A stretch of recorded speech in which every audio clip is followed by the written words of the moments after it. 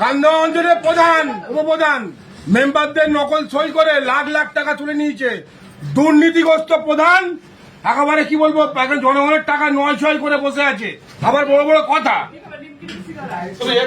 সাধারণ মানুষ জিজ্ঞাসা করতে এলে বলবে এটা তোমার আইন কিছু বোঝো না। উনি সব আইন বোঝে। লোকের টাকা চুরি করে বসে আছে, লাখ লাখ টাকা চুরি করে বসে আছে।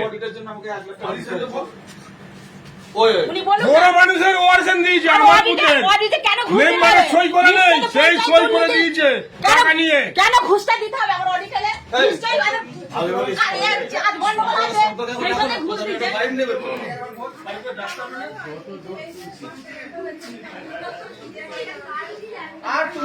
ঈদের মাসাল হয়েছে, সেই ঈদের মাসাল হলে প্রত্যেকটা মেম্বারের নকল সই করে টাকা তুলে নিয়েছে 8,000, 20,000, 20,000 করে। 1,60,000 টাকার ঘাবলা করেছে।